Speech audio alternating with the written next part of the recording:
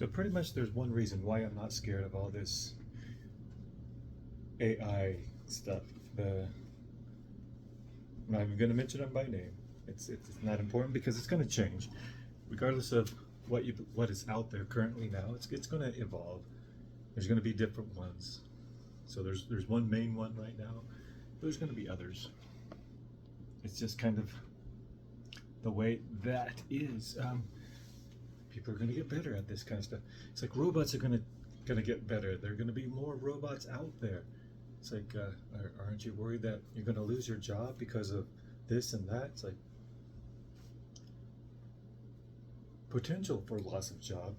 Getting people to believe that there's a loss is probably more important to the people out there right now than the actual potential or possibility of a loss of a job. So it's like that's why a lot of people are thinking there's narratives being pushed because it doesn't make sense. Like the end result to what is being pushed is not with the usual test it out, make sure it works, go through the whole cycle of doing the initial test, then the second test. Like so many tests, and it's for different things, lots of different things, like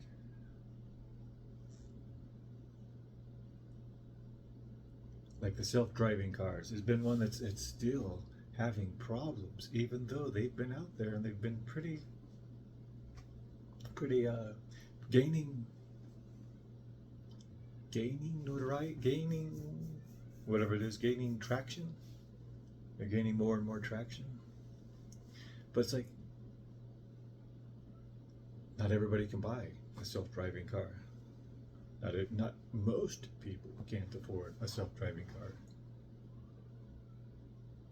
But still, the idea is that you're not in the in crowd if you don't have this thing. And it's the same thing with like so many other things. Like if you don't have this phone, if you haven't bought into this, if you don't use this, if you haven't figured out how to use, there's always problems to solve. Always problems to solve.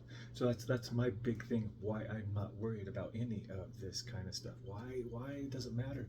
It's like there's going to be so many problems to solve. So it's like you can look at all the negatives about it and just oh, I can't do it. Yeah, well, I can't.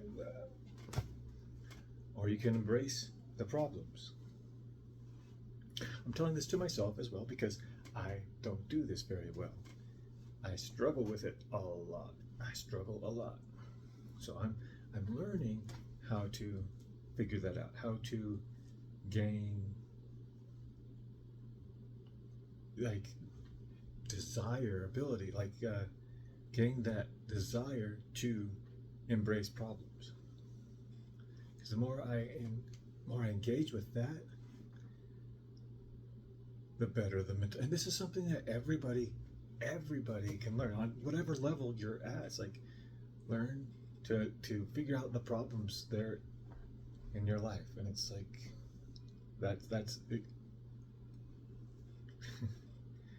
I just think that's monumental to getting through and doing better at life.